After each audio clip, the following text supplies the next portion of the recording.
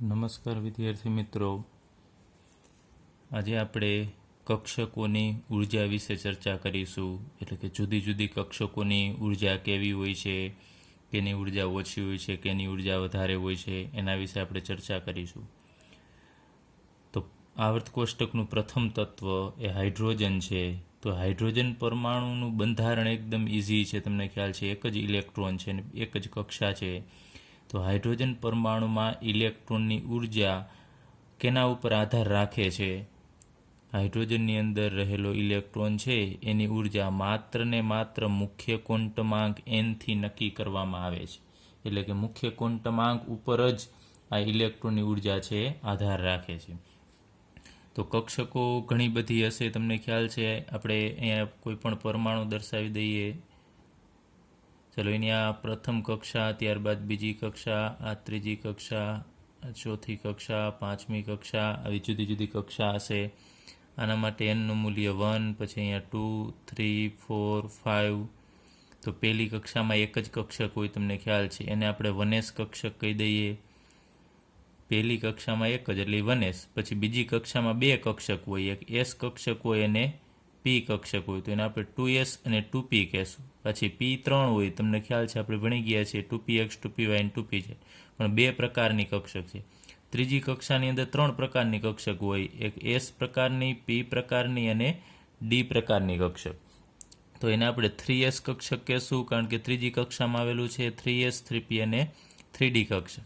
એ જ રીતે ચોથી કક્ષામાં 4 કક્ષક હોય, s, p, d અને f. એને આપણે 4s, 4p, 4d અને 4f કક્ષક કહેશું. તો આ કક્ષકોની ઉર્જા કેવી હશે? તો તમને ખ્યાલ છે, આપણે વાત કરેલી કે કેન્દ્રથી જેમ દૂર જઈએ એમ ઉર્જા છે એ વધે છે. તો હાઇડ્રોજન પરમાણુમાં માત્રા nનું જે મૂલ્ય છે એના ઉપર જ આ ઇલેક્ટ્રોનની ઉર્જા આધાર રાખશે.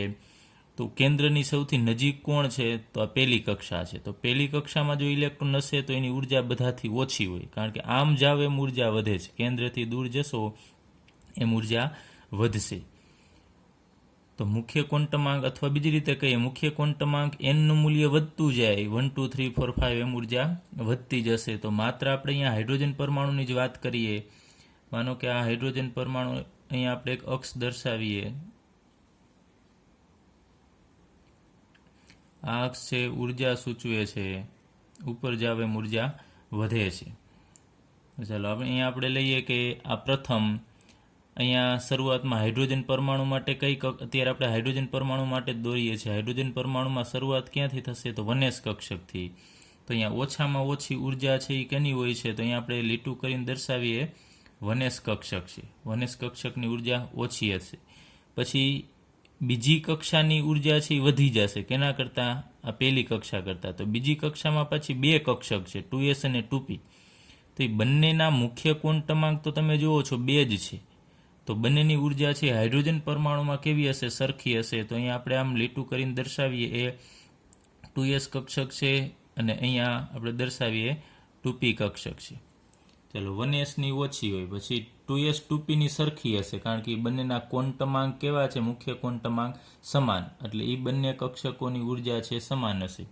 ત્યારબાદ બીજી કક્ષા કરતાં ત્રીજી કક્ષાની ઉર્જા વધુ હશે. તો એ આપણે દર્શાવીએ, ત્રીજી કક્ષામાં પછી 3 કક્ષક છે અને એ ત્રણેયની ઉર્જા છે સમાન હશે. આ 3s, ચલો 3s પછી 3p. ચાલો, 3p કક્ષક 3 હોય છે, એટલે આપણે આ રીતે દર્શાવી દઈએ. અને અહીંયા p કક્ષક છે એ પણ 3 છે, તો આપણે આ રીતે દર્શાવીએ 1, 2, 3. ચાલો, આ 3s, આ 3p કક્ષક, અને 3d કક્ષક 5 હોય, એટલે 1, 2, 3, 4 અને 5 આમ લીટી દર્શાવી, એટલે 5 છે d કક્ષક હશે, એટલે આ 3d કક્ષક. તો ફરીથી જોઈએ છીએ, આ હાઇડ્રોજન પરમાણુ માટે જ છે.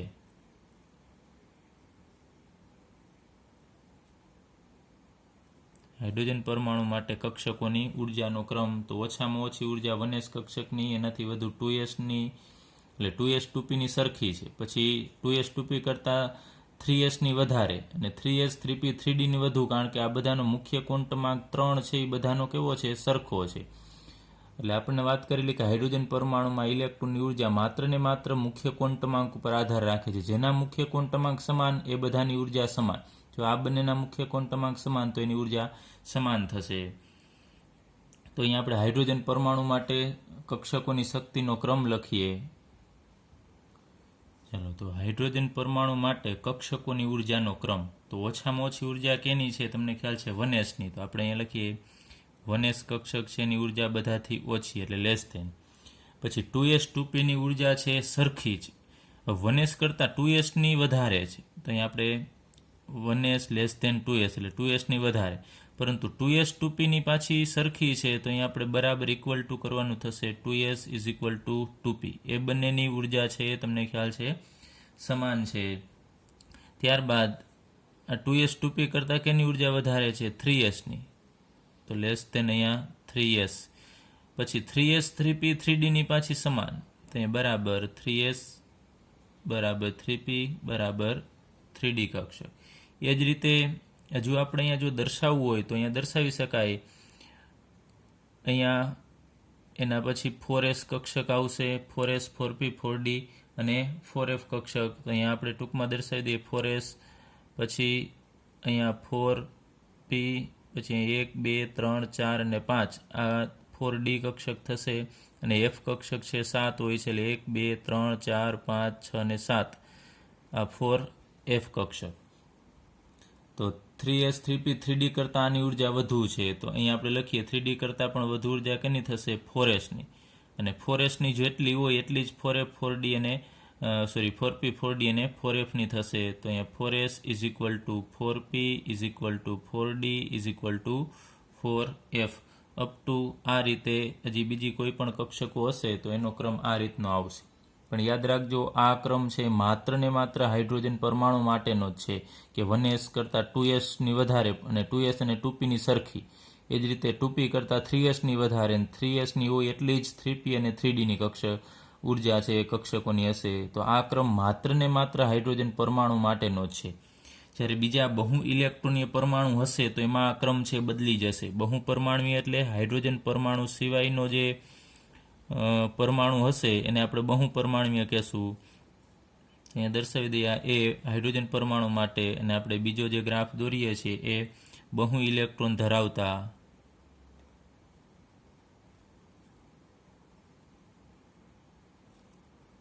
પરમાણુ માટે ઉર્જાનો ગ્રાફ છે.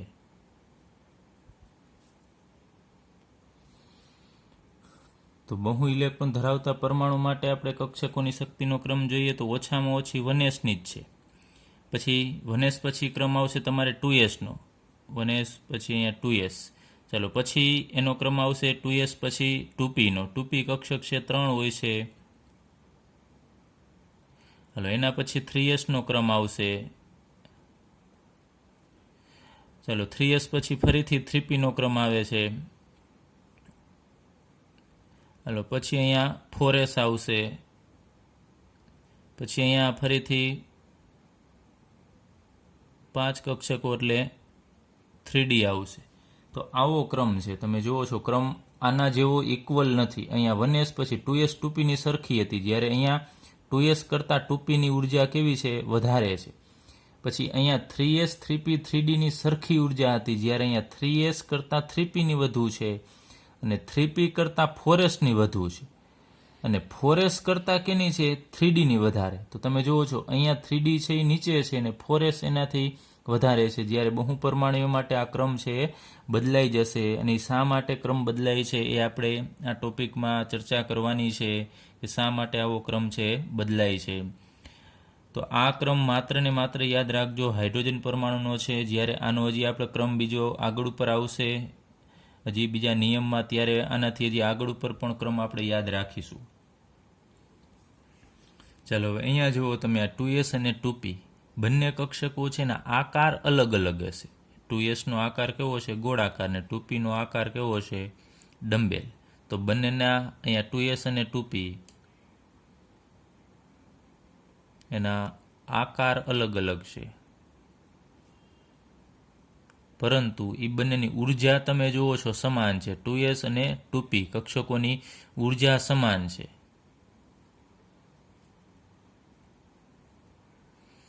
તો જેની ઉર્જા સમાન હોય એવી કક્ષકોને આપણે સમશક્તિક કક્ષકો કહેશું.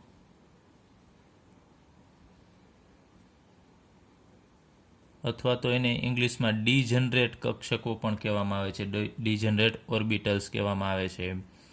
હવે 2s અને 2p હાઇડ્રોજન પરમાણુ માટે જ સમાન ઉર્જા ધરાવે છે, તો એના માટે જ આપણે એને સમશક્તિક કક્ષકો કહી શકીએ.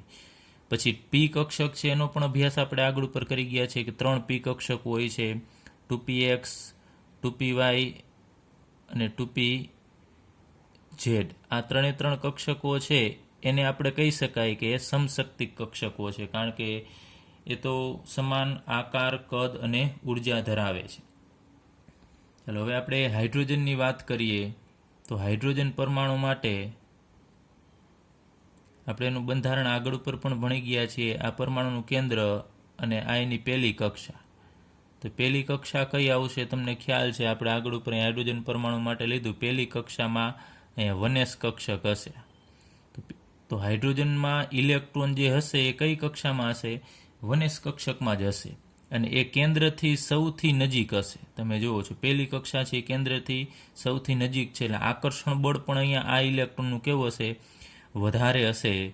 તો અહીંયા પહેલી જ કક્ષા છે એમાં નોર્મલી ઇલેક્ટ્રોન હોય છે, ત્યારબાદ બીજી કક્ષા હોય, ત્રીજી કક્ષા હશે, ઘણી બધી કક્ષા તો હશે. તો જે પહેલી જ કક્ષા છે એને આપણે ભૂમિ અવસ્થા કહેશું. ભૂમિ અથવા તો ધરા અવસ્થા.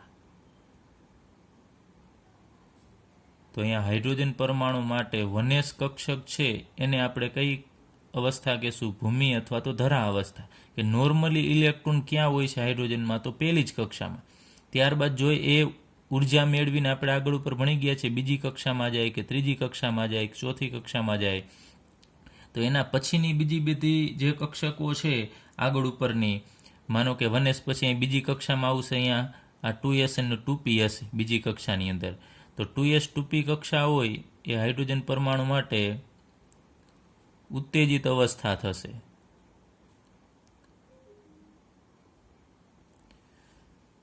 ચલો આમ દર્શાવીએ. આ પહેલી કક્ષામાં ઇલેક્ટ્રોન છે, તો હાઇડ્રોજન પરમાણુ માટે, આ હાઇડ્રોજન પરમાણુ છે તેના માટે આ પહેલી કક્ષા છે એ ભૂમિ અવસ્થા થશે. પછી જો ઇલેક્ટ્રોન માનો કે અહીંયાથી કૂદકો મારી એના ઉપર જાય, તો ઉપલી જે બધી કક્ષા હશે એને આપણે ઉત્તેજિત અવસ્થા કહેશું, અને એની ઉર્જા કેવી હશે? વધારે હશે. ચાલો હવે આપણે બહુ ઇલેક્ટ્રોન ધરાવતા પરમાણુની વાત કરીએ. તો આપણે આગળ ઉપર વાત કરી કે હાઇડ્રોજન પરમાણુ માટે આ કક્ષકોની અથવા ઇલેક્ટ્રોનની ઉર્જા છે માત્ર ને માત્ર કેના ઉપર આધાર રાખે છે? તો મુખ્ય ક્વોન્ટમાંક ઉપર આધાર રાખે છે. કે મુખ્ય ક્વોન્ટમાંકનું મૂલ્ય વધશે તો ઉર્જા છે વધશે. જ્યારે બહુ ઇલેક્ટ્રોન ધરાવતા પરમાણુમાં એવું નથી કે ક્વોન્ટમાંક વધે તો જ ઉર્જા છે વધે છે. એમાં થોડો વેરિએશન જોવા મળે છે. શા માટે વેરિએશન જોવા મળે છે એની વાત કરીએ તો હાઇડ્રોજન પરમાણુમાં માત્ર શું થતું હતું? માત્ર એક જ ઇલેક્ટ્રોન છે અને અહીંયા કેન્દ્ર છે, તો એક જ પ્રકારની અહીંયા ક્રિયા જોવા મળતી હતી. એક જ ઇલેક્ટ્રોન અને કેન્દ્રમાં એક જ પ્રોટોન. તો અહીંયા હાઇડ્રોજન પરમાણુમાં માત્ર ઋણ વીજભારિત ઇલેક્ટ્રોન અને ધન વીજભારિત કેન્દ્ર વચ્ચે આકર્ષણ જોવા મળે છે માત્ર. બીજી કોઈ પણ પ્રકારની ક્રિયા હાઇડ્રોજન પરમાણુમાં જોવા મળતી નથી. માત્ર એનો એક ઇલેક્ટ્રોન છે એ અને કેન્દ્ર છે એની વચ્ચે માત્ર આકર્ષણ જોવા મળે છે. જ્યારે બહુ ઇલેક્ટ્રોન ધરાવતા પરમાણુ હોય, બહુ ઇલેક્ટ્રોન ધરાવતા પરમાણુ એટલે હાઇડ્રોજન સિવાયના બધા જ પરમાણુ, હિલિયમ, લિથિયમ, બેરિલિયમ, ચાલો અહીંયા લખી નાખીએ, helium, lithium, beryllium, boron, carbon, nitrogen, કોઈ પણ આ બધા બહુ ઇલેક્ટ્રોન ધરાવતા પરમાણુ થશે. એમાં શું થશે એની આપણે વાત કરીએ તો અહીંયા આપણે હાઇડ્રોજનમાં તો એક જ વાત કરી કે એક જ ઇલેક્ટ્રોન છે ને એક અહીંયા કેન્દ્રમાં એક પ્રોટોન છે, એની વચ્ચે માત્ર અહીંયા આકર્ષણ જ જોવા મળે છે. જ્યારે બહુ ઇલેક્ટ્રોન ધરાવતા પરમાણુમાં શું જોવા મળે છે? લિથિયમની આપણે વાત કરીએ તો ચાલો લિથિયમના કેન્દ્રમાં 3 પ્રોટોન હશે એટલે આપણે અહીંયા +3 અહીંયા લખી નાખીએ. ત્યારબાદ આ પહેલી કક્ષાની અંદર 2 ઇલેક્ટ્રોન હોય છે તો આપણે અહીંયા લખી નાખીએ ઇલેક્ટ્રોન 2 ઇલેક્ટ્રોન, અને એના પછીની કક્ષા છે એની અંદર 1 ઇલેક્ટ્રોન હશે.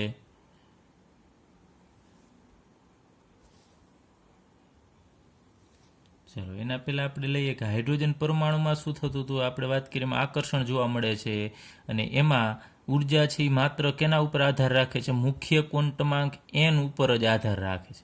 જ્યારે બહુ ઇલેક્ટ્રોન પરમાણુમાં એવું નથી જોવા મળતું, એનો ક્રમ બદલે છે. એનું કારણ એ છે કે એ n ઉપરાંત ગૌણ ક્વોન્ટમાંક આપણે ભણી ગયા છીએ આગળ ઉપર l, એના l પર પણ આધાર રાખે છે.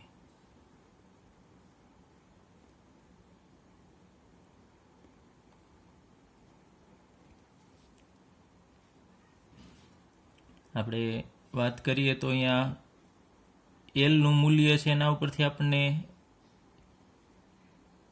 કઈ કક્ષા છે એની માહિતી મળે છે. એસ, પી, ડી અને એફ.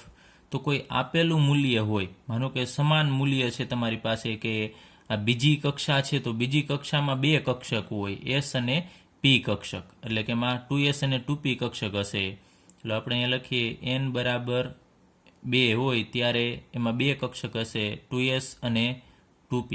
ચલો n બરાબર 3 મૂલ્ય હોય તો ત્રીજી કક્ષામાં 3 કક્ષકો હોય, 2s, 2p અને 2d. પછી n બરાબર 4 વેલ્યુ હોય, ચોથી કક્ષામાં 4 કક્ષક હશે, 2s, 4s, 4p, 4d અને 4f. અહીંયા પણ અહીં 3s, 3p, 3d આવશે, અને અહીંયા 4s, 4p, 4d અને 4f. એ રીતે અહીંયા n બરાબર 5 હોય તો એ મુજબ કક્ષકો આવશે. તો અહીંયા કોઈ પણ માનો કે આ સમાન મુખ્ય ક્વોન્ટમાંક ધરાવતી આ 2 કક્ષક છે 2s, 2p, તો એ બહુ ઇલેક્ટ્રોન ધરાવતા પરમાણુમાં એ બંને કક્ષકોની ઉર્જા પણ અલગ અલગ હશે. 2s અને 2p બંનેની ઉર્જા અલગ હશે. એ જ રીતે n બરાબર 3 મુખ્ય ક્વોન્ટમાંક આ ત્રણેયમાં સમાન છે, પરંતુ અહીંયા s, p અને d, 3s, 3p, 3d ત્રણેય કક્ષકોની ઉર્જા છે જુદી જુદી હશે. એ જ રીતે અહીંયા 4માં 4s, 4p, 4d, 4f છે, બધાની ઉર્જા છે અલગ અલગ હશે. તો એલના મૂલ્ય ઉપરથી આપણને આ કક્ષકો મળે તો બહુ ઇલેક્ટ્રોન ધરાવતા પરમાણુમાં આ બધી કક્ષકોની ઉર્જા છે એ જુદી જુદી હશે.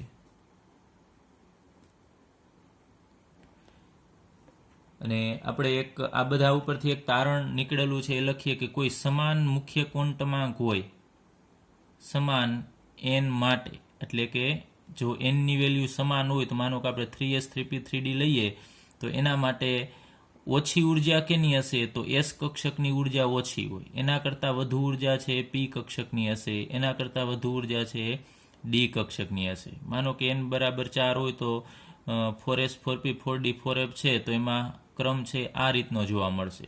તો જ્યારે સમાન મુખ્ય ક્વોન્ટમાંક હોય ત્યારે ઉર્જાનો ક્રમ છે આ મુજબ જોવા મળે છે. s કરતાં p ની વધારે હોય, p કરતાં d ની વધારે હોય, d કરતાં f ની. માનો કે આપણે 3s, 3p, 3d લઈએ તો 3s ની ઉર્જા ઓછી હોય, એના કરતાં 3p ની વધારે હોય, એના કરતાં 3d ની વધારે હશે. તો આ એક ખાસ યાદ રાખજો, સમાન મુખ્ય ક્વોન્ટમાંક માટે ઉર્જાના ક્રમમાં s કરતાં p ની વધારે, p કરતાં d ની વધારે, d કરતાં f કક્ષકની ઉર્જા છે વધારે હશે. તો આવું શા માટે થાય છે કે સમાન n નું મૂલ્ય માટે આ બધાની ઉર્જા કેમ અલગ અલગ હોય છે? તો એના માટે આપણે અહીંયા એક આ ઉદાહરણ લેતા હતા કે આ લિથિયમ પરમાણુ છે એના માટેની વાત કરીએ છીએ. તો હાઇડ્રોજન પરમાણુમાં શું થતું હતું? આપણે વાત કરીએ માત્ર એક જ ઇલેક્ટ્રોન અને આ કેન્દ્ર વચ્ચે માત્ર આકર્ષણ જ જોવા મળતું હતું. ઇલેક્ટ્રોન અને કેન્દ્ર વચ્ચે માત્ર આકર્ષણની ઘટના. જ્યારે બહુ ઇલેક્ટ્રોન ધરાવતા જે પરમાણુ છે એમાં અહીંયા તમે જુઓ છો કે આ કેન્દ્ર અને ઇલેક્ટ્રોન વચ્ચે શું થવાનું છે? આકર્ષણ થવાનું છે. આ ઇલેક્ટ્રોન અને કેન્દ્ર વચ્ચે આકર્ષણ હશે, આ ઇલેક્ટ્રોન અને કેન્દ્ર વચ્ચે આકર્ષણ. તો એક ઘટના આકર્ષણની જોવા મળે છે. તો આકર્ષણ કેમાં જોવા મળે છે? તો કેન્દ્ર અને ઇલેક્ટ્રોન વચ્ચે આકર્ષણ જોવા મળે છે. એ અહીંયા જોવા મળતું હતું, પરંતુ બહુ ઇલેક્ટ્રોનીય પરમાણુમાં આકર્ષણ તો છે જ, સાથે સાથે અપાકર્ષણ પણ જોવા મળે છે. તો અપાકર્ષણ કેની વચ્ચે થશે? તો અહીંયા આ ઇલેક્ટ્રોન વચ્ચે અપાકર્ષણ થશે, કારણ કે એના ઉપર ઋણ વીજભાર છે. તો બંને ઋણ વીજભારિત હોવાથી આ બંને વચ્ચે અપાકર્ષણ થાય. એ જ રીતે આ ઇલેક્ટ્રોન અને આ ઇલેક્ટ્રોન વચ્ચે પણ અપાકર્ષણ થશે. તો બીજી ઘટનામાં અપાકર્ષણની જોવા મળે છે, જે અહીંયા હાઇડ્રોજન પરમાણુમાં અપાકર્ષણ જેવી ઘટના જોવા મળતી નથી. અહીંયા ઇલેક્ટ્રોન વધુ છે એટલે ઇલેક્ટ્રોન વચ્ચે અપાકર્ષણ થશે. જ્યારે હાઇડ્રોજનમાં તો અપાકર્ષણનો કોઈ સવાલ જ નથી આવતો, કારણ કે માત્ર એક જ ઇલેક્ટ્રોન છે, એટલે એમાં અપાકર્ષણ થશે નહીં. તો અહીંયા આપણે બીજું લખીએ કે ઇલેક્ટ્રોન અને બીજા ઇલેક્ટ્રોન વચ્ચે અપાકર્ષણ પણ થાય છે. તો બંને ઘટનાનો અહીંયા સમન્વય કરવો પડે. એના કારણે આ બધી કક્ષકો છે એની ઉર્જા છે અલગ અલગ જોવા મળે છે. તો અહીંયા બંને ઘટના જોવા મળે છે, તો આપણને એવો પ્રશ્ન થશે કે આમાં તો કઈ ઘટના વધુ થાય? આકર્ષણ છે એ વધુ હશે કે અપાકર્ષણ વધુ હશે? તો ઓલ ઓવર જો અહીંયા તમે જુઓ છો, આ ત્રણેય ઇલેક્ટ્રોન અને કેન્દ્ર વચ્ચે આકર્ષણ થાય છે અને આ ઇલેક્ટ્રોન વચ્ચે અપાકર્ષણ થશે. તો એવા પુરાવાઓ મળ્યા છે કે કુલ આકર્ષણ બળ, આ આખા પરમાણુનું જે કુલ આકર્ષણ બળ છે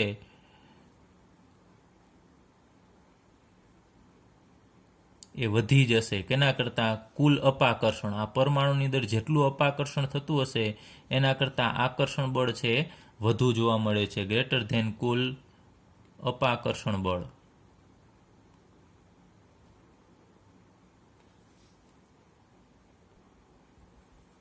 ચલો હવે આપણે એક આ પરમાણુ છે દર્શાવેલો છે, એમાં આ પરમાણુનું કેન્દ્ર છે અને આ પહેલી કક્ષા છે, એમાં આપણે લઈએ કે આ 2 ઇલેક્ટ્રોન છે. ત્યારબાદ અહીંયા આ ઇલેક્ટ્રોન છે, એના પહેલી કક્ષામાં 2 ઇલેક્ટ્રોન સમાતા હોય છે. એના પછી બીજી કક્ષા છે એની અંદર આપણે અત્યારે 1 ઇલેક્ટ્રોન દર્શાવી દઈએ. તો અહીંયા પરમાણુનું કેન્દ્ર અને આ અહીંયા ઇલેક્ટ્રોન જે પહેલી કક્ષામાં છે એની વચ્ચે આકર્ષણ વધુ હશે, કારણ કે અંતર કેવું છે? ઓછું. તો આ ઇલેક્ટ્રોન છે આકર્ષણ વધુ અનુભવતો હશે, જ્યારે આ ઇલેક્ટ્રોન છે કેન્દ્રથી દૂર છે, એટલે અહીંયા આકર્ષણ એનું ઓછું હશે. હવે માનો કે હજી આપણે દર્શાવી દઈએ કે આ કક્ષામાં ફરીથી અહીંયા બીજો ઇલેક્ટ્રોન છે, તો આ બેરિલિયમનું બંધારણ થશે, 4 ઇલેક્ટ્રોન છે. હવે અહીંયા આ બહારની કક્ષામાં અહીંયા ઇલેક્ટ્રોન વચ્ચે અપાકર્ષણ થતું હશે, કારણ કે આના ઉપર ઋણ વીજભાર છે અને અહીંયા પણ ઋણ વીજભાર છે. તો આ બંને વચ્ચે અપાકર્ષણ થાય અને અહીંયા કેન્દ્રની નજીક આ ઇલેક્ટ્રોન છે એની વચ્ચે આકર્ષણ હશે. તો અહીંયા જે બહારની જે કોષ છે, કક્ષા છે, એની વચ્ચે જે અપાકર્ષણ થાય છે એની જે ક્રિયા છે અપાકર્ષણની ક્રિયા, એ અહીંયા આકર્ષણની ક્રિયા છે એના કરતાં અપાકર્ષણની ક્રિયા પારસ્પરિક છે ને વધુ અગત્યની છે. એ આપણે આગળ ઉપર સમજીશું.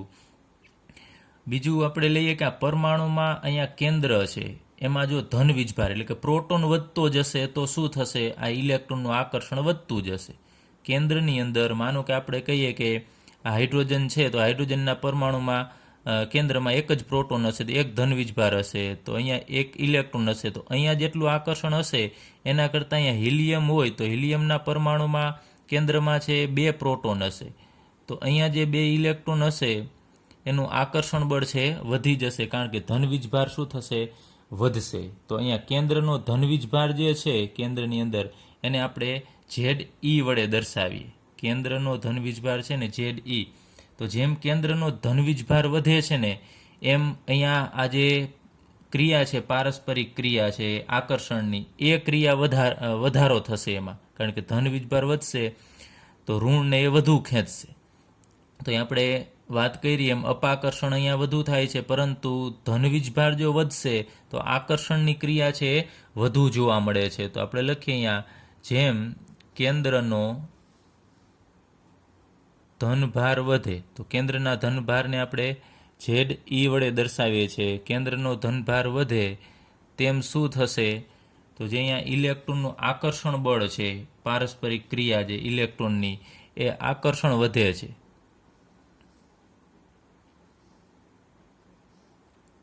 આકર્ષણ વધે છે. સ્વાભાવિક છે કે જેમ ધન વીજભાર વધશે એમ ઇલેક્ટ્રોનને પોતાની તરફ છે વધુ ખેંચવાનો છે, એટલે ઇલેક્ટ્રોનનું આકર્ષણ છે વધે છે. પરંતુ હવે આપણે લઈએ કે આ માનો કે હાઇડ્રોજન છે એમાં એક ઇલેક્ટ્રોન છે, હિલિયમ છે એમાં અહીંયા 2 ઇલેક્ટ્રોન ને પેલી જ કક્ષામાં છે. પરંતુ આ લિથિયમ કે બેરિલિયમ હશે એમાં શું થશે કે આ એક કક્ષા પછી બીજી કક્ષામાં પણ ઇલેક્ટ્રોન છે. તો અહીંયા જેટલું આકર્ષણ બળ આ ઇલેક્ટ્રોનને લાગતું હતું પહેલી કક્ષામાંના ઇલેક્ટ્રોનને, એ જ આકર્ષણ બળ એટલું અહીંયા બીજી કક્ષામાંના ઇલેક્ટ્રોનને લાગશે નહીં, કારણ કે અંતર અલગ થઈ ગયું. તમે જુઓ છો અંતર વધી જાય છે. ફરીથી આ પહેલી કક્ષામાંના ઇલેક્ટ્રોનને જેટલું આકર્ષણ બળ લાગે છે એટલું આકર્ષણ બળ છે એ આ બીજી કક્ષામાંના ઇલેક્ટ્રોનને લાગશે નહીં. એટલે કે પૂરેપૂરું અહીંયા પૂરેપૂરું આકર્ષણ બળ છે ને એ ઇલેક્ટ્રોનને લાગતું હતું, જ્યારે આ ઇલેક્ટ્રોનને પૂરેપૂરું આકર્ષણ બળ નથી લાગતું. તો એનો ભાગ કોણ પડવે છે? અહીંયા વચ્ચે રહેલી કક્ષકો છે એ ભાગ પડવે છે. એ બધું આકર્ષણ બળ છે એ બીજાને આપતો નથી, પોતે અહીંયા ભાગ પડાવશે. એટલે હવે આ ઇલેક્ટ્રોનનું આકર્ષણ બળ ઘટે છે.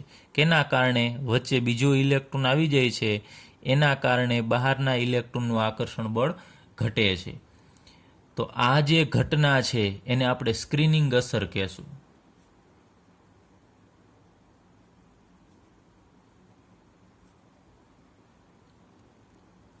અથવા તો એને શિલ્ડિંગ અસર પણ કહેવામાં આવે છે.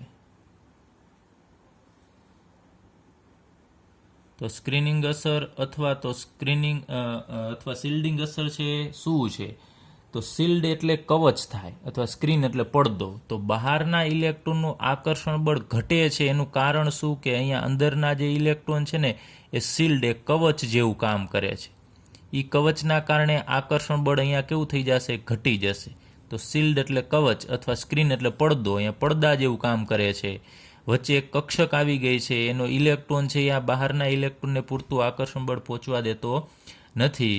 તો બાહ્ય કોષમાંના ઇલેક્ટ્રોન પર આંતરકોષમાંના ઇલેક્ટ્રોન વડે થતું શિલ્ડિંગ એટલે પરિરક્ષણ, રક્ષણ કરે છે. બહારના ઇલેક્ટ્રોનનું રક્ષણ કોણ કરે છે? આ અંદરનો ઇલેક્ટ્રોન. આમ ખેંચવામાં અવરોધ કોણ ઉત્પન્ન કરશે? આ ઇલેક્ટ્રોન. તો એ અસરને આપણે શિલ્ડિંગ અસર કહેશું. ફરીથી બાહ્ય કોષમાંના ઇલેક્ટ્રોન પર આંતરકોષના ઇલેક્ટ્રોન વડે થતું શિલ્ડિંગ. અહીંયા આંતરકોષનું ઇલેક્ટ્રોન છે, શિલ્ડ એટલે પડદો અથવા આવરણ અથવા કવચ જેવું કામ કરે છે. એ અસરને આપણે સ્ક્રીનિંગ અસર અથવા તો શિલ્ડિંગ અસર કહેશું. અહીંયા આપણે લખીએ એની વ્યાખ્યા: બાહ્ય કોષના ઇલેક્ટ્રોન પર આંતરકોષના એટલે અંદરની કક્ષાના ઇલેક્ટ્રોન વડે થતું શિલ્ડિંગ એટલે પરિરક્ષણ. બહારના ઇલેક્ટ્રોનનું અંદરની કક્ષામાંના ઇલેક્ટ્રોન વડે પરિરક્ષણ એટલે કે રક્ષણ કરે છે બહારના ઇલેક્ટ્રોનનું. એ ઘટનાને આપણે શું કહેશું? શિલ્ડિંગ અસર કહેશું. તો અહીંયા આ ઇલેક્ટ્રોન છે જે બહારની કક્ષામાંના ઇલેક્ટ્રોન, એને પણ થોડું ઘણું તો આકર્ષણ બળ લાગતું જ હશે. આ વચ્ચેનો ઇલેક્ટ્રોન છે એ પૂરતું આકર્ષણ બળ છે એ પહોંચવા દેતો નથી. તો અહીંયા કેન્દ્રનો જે ધનવીજભાર છે એ આને આકર્ષશે. એ થોડું ઘણું કે જે આકર્ષણ બળ હશે એને આપણે અસરકારક કેન્દ્રીય ભાર કહેશું.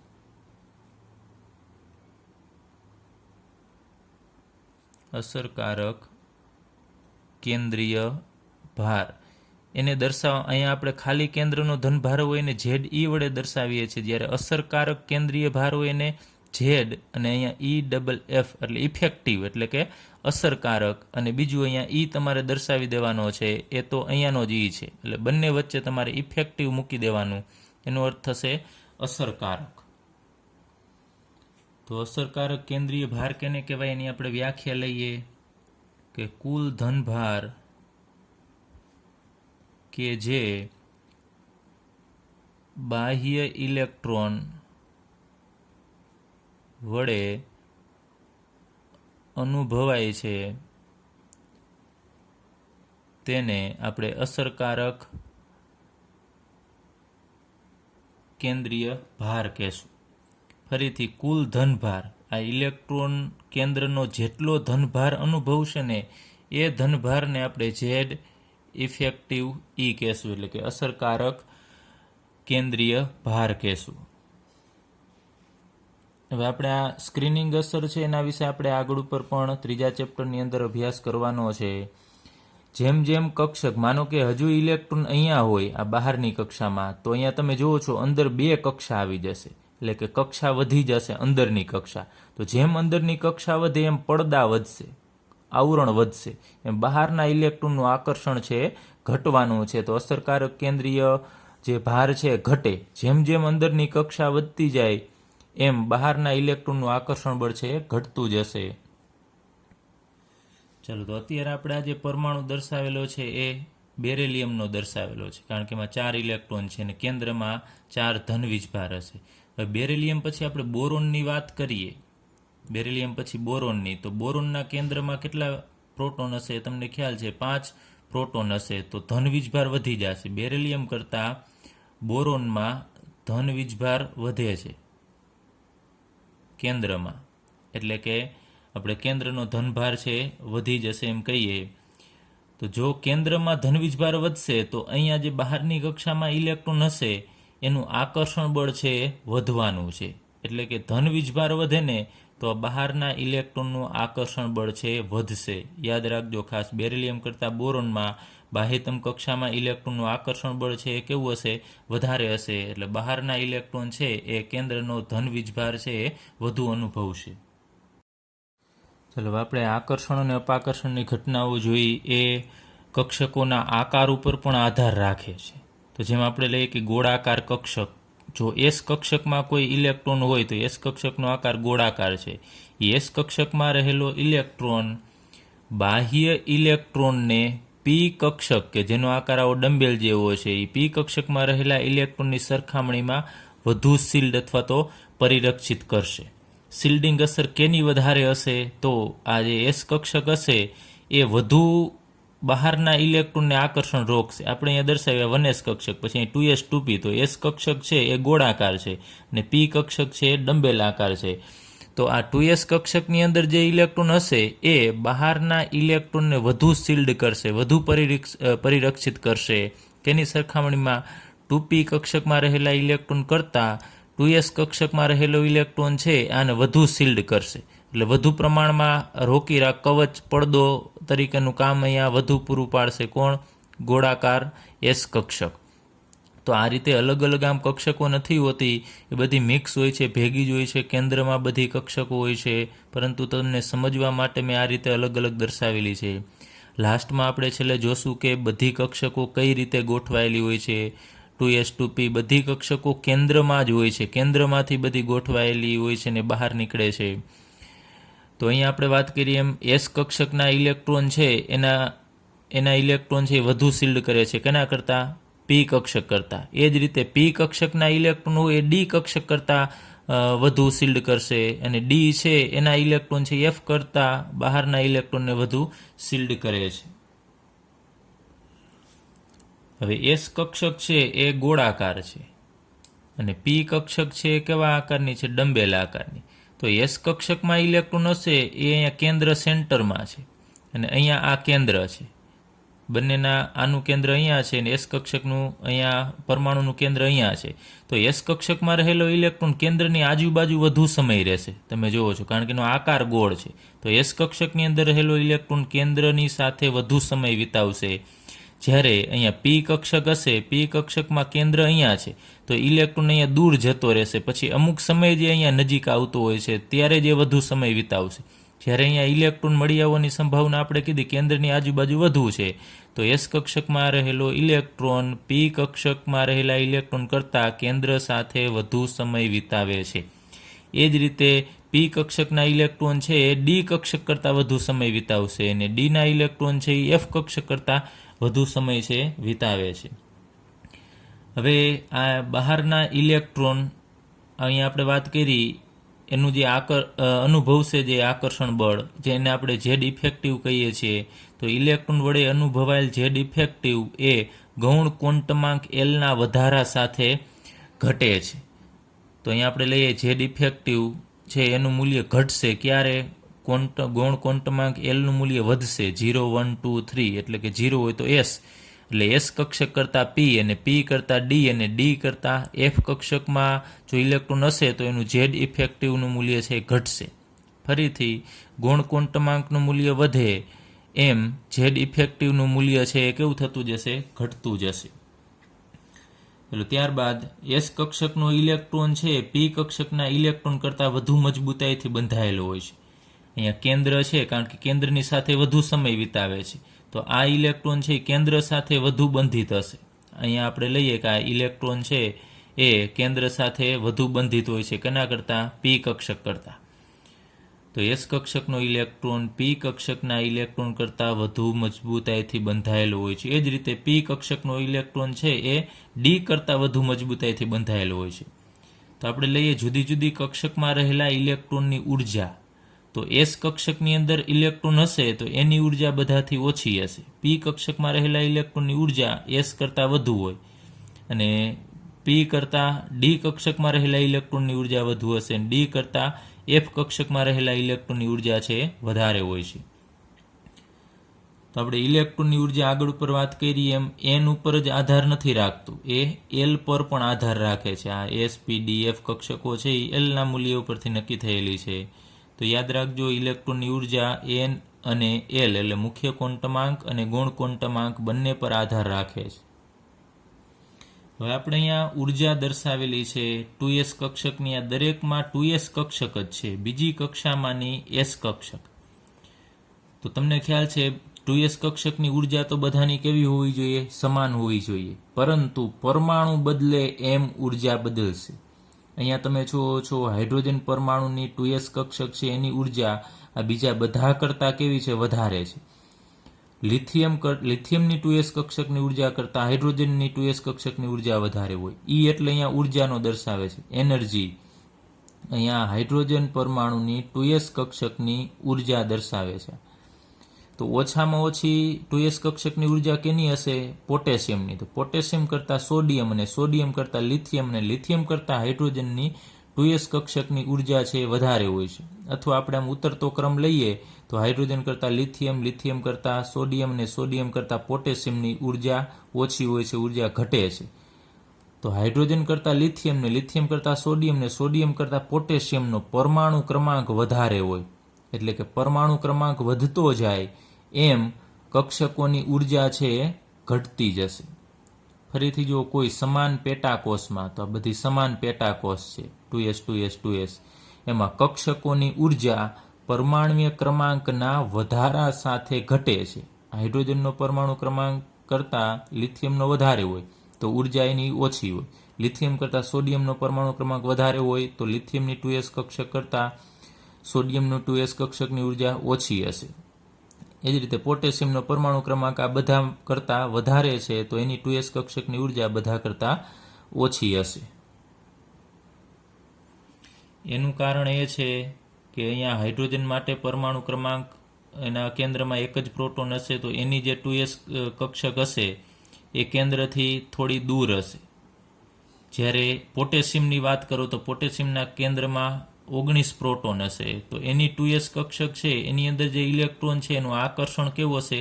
વધારે હશે. વધારે આકર્ષણ હોય એટલે કેન્દ્રની નજીક હોય. કેન્દ્રની નજીક હોય તો એની ઉર્જા ઓછી હોય. યાદ રાખજો કોઈ પણ કક્ષક કે ઇલેક્ટ્રોન કેન્દ્રની નજીક જે હોય એની ઉર્જા ઓછી હોય.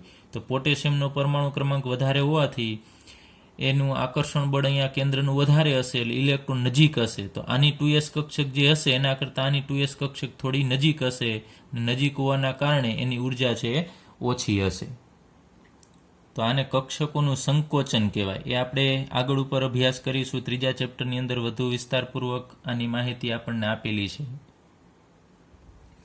ચલો હવે આપણે આ જુદી જુદી કક્ષકો છે, બહુ ઇલેક્ટ્રોન ધરાવતા જે પરમાણુ છે એમાં બધી કક્ષકોની ઉર્જા અલગ અલગ છે, ક્રમમાં નથી હોતી. એ આપણે આગળ ઉપર અભ્યાસ કર્યો. તો આ જુદી જુદી કક્ષકોની ઉર્જા છે એ કઈ રીતે નક્કી કરવી એ ઘણું બધું કોમ્પ્લિકેટેડ છે, પરંતુ આપણને અમુક સરળ નિયમ આપેલા છે એની મદદથી આપણે કેની ઉર્જા વધારે ને કેની ઉર્જા ઓછી એ નક્કી કરી શકીએ છીએ. તો એ આપણે લઈએ એ શોર્ટમાં કે જે કક્ષકોના n+l એટલે મુખ્ય ક્વોન્ટમાંક અને ગુણ ક્વોન્ટમાંક એનું મૂલ્ય નીચું હોય તો એની ઉર્જા ઓછી હશે, જેના n+lનું મૂલ્ય ઓછું એની ઉર્જા ઓછી, અથવા તો જે કક્ષકોના n+lનું મૂલ્ય ઊંચું અથવા વધુ હોય તેની ઉર્જા પણ વધુ હશે. ચલો આ પોઈન્ટ છે આપણે હમણાં કન્ફ્યુઝન જ્યારે આવે ત્યારે આ ત્રીજો પોઈન્ટ જોશું. એના પહેલાં સૌપ્રથમ આપણે આ જુદી જુદી કક્ષકો છે તો એને આપણે ક્રમ લખવો છે કે કેની ઉર્જા વધારે હોય ને કેની ઉર્જા ઓછી હોય. તો આ દરેક કક્ષક માટે આપણે n+lનું મૂલ્ય છે એ મેળવવું પડશે. તો આપણે એક નાનું એવું કોષ્ટક બનાવીએ કે અહીંયા આપણે કક્ષક, ત્યારબાદ અહીંયા આપણે nનું મૂલ્ય લખીએ, પછી અહીંયા lનું મૂલ્ય લખીએ અને અહીંયા n+lનું મૂલ્ય લખીએ, એટલે એનો સરવાળો કરીએ. તો અહીંયા 1s કક્ષક, પછી અહીંયા 2s, પછી 2p, પછી 3s, 3p, 3d, પછી 4s, 4p.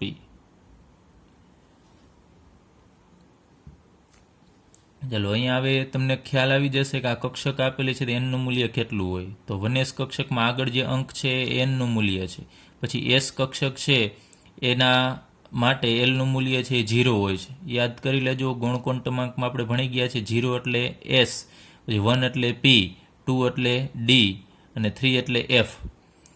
ચલો ત્યારબાદ અહીંયા પણ આપણે લખી નાખીએ. અહીંયા એનનું મૂલ્ય 2 છે 2s માટે, તો અહીંયા 2s કક્ષક હોય તો એલનું મૂલ્ય 0.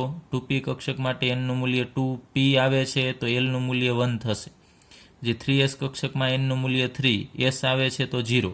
3p કક્ષકમાં એનનું મૂલ્ય 3, p આવે છે તો અહીંયા 1. 3d કક્ષક માટે એનનું મૂલ્ય 3 થશે અને d આવે છે તો d કક્ષક માટે એલનું મૂલ્ય 2 થશે. પછી 4s કક્ષક માટે એનનું મૂલ્ય 4. એ તો આગળના અંક છે એ બધા એનની જ વેલ્યુ સૂચવે છે, એટલે એમાં કોઈ વિચારવાનું જ નથી. એનનું મૂલ્ય આગળનો અંક છે એ જ અહીંયા આવશે. પછી એસનું મૂલ્ય છે, એસના મૂલ્ય માટે એસ માટે એલનું મૂલ્ય છે 0 થશે અને 4p માટે અહીંયા એનનું મૂલ્ય 4 અને પીનું મૂલ્ય છે 1 થશે. ચાલો હવે આપણે આ બંનેનો સરવાળો અહીંયા કરવાનો છે. તો 1+0 એટલે n+lનું મૂલ્ય તમને 1 મળશે. અહીંયા આ બંનેનો સરવાળો n+lનો 2+0 એટલે 2, અહીંયા 2+1 એટલે 3, અહીંયા 3+0 એટલે 3, અહીંયા 3+1 એટલે 4, 3+2 5, 4+0 4, 4+1 5. તો n+lનું મૂલ્ય છે એના આધારે આપણે આ કક્ષકોની ઉર્જાનો ક્રમ છે લખીશું. તો અહીંયા આપણે વાત કરી કે જે કક્ષકોના n+lનું મૂલ્ય નીચું અથવા ઓછું એની ઉર્જા ઓછી. તો આમાં જોવું જોઈએ આ બધી કક્ષકો 1s 2s 2p છે એમાં n+lનું મૂલ્ય ઓછામાં ઓછું કેનું મળે છે? તો આ પેલું 1 મળે છે. એ કેનું છે? તો 1sનું. તો અહીંયા આપણે લખીએ કક્ષકોની શક્તિ અથવા તો ઉર્જાનો ક્રમ બહુ ઇલેક્ટ્રોનીય પરમાણુ માટે. તો ઓછામાં ઓછી ઉર્જા કેની છે? 1sની. ચાલો 1sની ઉર્જા છે ઓછી થશે. પછી 2 નંબરે કોણ આવે છે? 2s.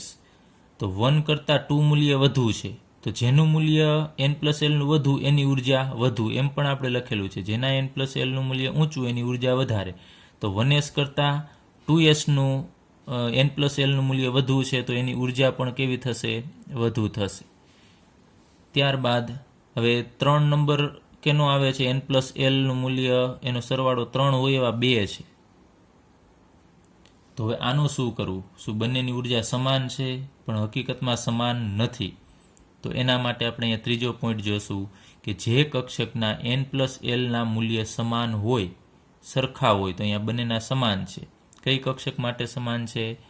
તો 2p અને 3s બંનેના n+lના મૂલ્ય છે સમાન છે. ત્યારે જે કક્ષકનું nનું મૂલ્ય ઓછું હોય તેની ઉર્જા ઓછી. ફરીથી જેના n+lના મૂલ્ય સમાન હોય એમાં તમારે શું જોવાનું? nનું મૂલ્ય જેનું ઓછું એની ઉર્જા ઓછી. તો આ 2 કક્ષક છે 2p અને 3s, એમાં nનું મૂલ્ય આ બેમાંથી કેનું ઓછું છે? તો તમને ખ્યાલ છે આ 2p કક્ષકનું nનું મૂલ્ય ઓછું છે, આનું 3 છે. 3 કરતાં 2 ઓછા કહેવાય. તો આ 2pની ઉર્જા છે એ કેવી થશે? ઓછી થશે. તો હવે અહીંયા ક્રમમાં આવશે 2p અને પછી તમારે ક્રમ આ લેવાનો છે, 3s નો ક્રમ લેવાનો થશે. પછી અહીંયા 3s. ચલો એ જ રીતે પછી 4 n+l નું મૂલ્ય 4 હોય એવી એક જ કક્ષક છે 3p, તો એના પછી તમારે અહીંયા 4 આવશે. અહીંયા તમારે 3p કક્ષક આવશે. ત્યારબાદ 5. હવે અહીંયા જોજો ફરીથી 2 છે 4ના મૂલ્યવાળું, એક અહીંયા છે 3p કક્ષક છે અને બીજું 4s કક્ષક છે. બંને માટે n+lના મૂલ્ય સમાન છે. તો હવે ઓછી ઉર્જા કેની? 5 તો પછી આવશે. એના પહેલાં 3p પહેલાં આવશે કે 4s પહેલાં આવશે? તો એમાં ઓછું મૂલ્ય કેનું છે? nનું મૂલ્ય એ જોવાનું. આનું મૂલ્ય 4 છે, 4s માટે nનું મૂલ્ય 4 અને 3p માટે nનું મૂલ્ય 3 છે. તો આ મૂલ્ય ઓછું કહેવાય 4 કરતાં. તો 3p માટે nનું મૂલ્ય ઓછું હોવાથી ક્રમમાં અહીંયા પહેલાં 3p આવશે અને પછી ડાયરેક્ટ આ 4 નંબરવાળી આ લેવાની છે કક્ષક તમારે, 4s કક્ષક. એટલે અહીંયા 3s 3p પછી 4s આવશે. ચાલો પછી 5 નંબરવાળા પાછા 2 છે, તમે જુઓ છો 5 નંબરવાળા 2 છે. તો હવે આ 2માંથી ઓછી ઉર્જા કેની? 3dની ઓછી ઉર્જા કે 4pની? તો એના માટે nનું મૂલ્ય કેનું ઓછું છે? તો અહીંયા 3dનું nનું મૂલ્ય ઓછું છે, તો એની ઉર્જા 4p કરતાં ઓછી હોય. તો પહેલા ક્રમમાં આવશે તમારે અહીંયા 3d અને પછી તમારે 4p અહીંયા લખવાનું થશે. પછી એ રીતે આગળ ઉપર બીજી કક્ષકોનો ક્રમ છે તમે લખી શકો. તો ખાસ આ યાદ રાખજો, જે કક્ષકોના n+lનું મૂલ્ય ઓછું એની ઉર્જા ઓછી. તો ઓછામાં ઓછું મૂલ્ય 1sનું છે, તો બધી કક્ષકો કરતાં ઓછામાં ઓછી ઉર્જા છે 1sની હોય. પછી જો n+lનું મૂલ્ય સમાન હોય બે જુદી જુદી કક્ષકોનું, તો શું જોવાનું છે? જે કક્ષકનું lનું મૂલ્ય ઓછું એની ઉર્જા ઓછી. તો ફરીથી જોઈએ, આ બે 2p અને 3s માંથી ઓછું મૂલ્ય nનું ઓછું મૂલ્ય કેનું છે? તો 2pનું. તો 3s કરતાં 2pની ઉર્જા ઓછી હશે. અહીંયા તમે જુઓ 3s કરતાં 2pની ઉર્જા ઓછી છે.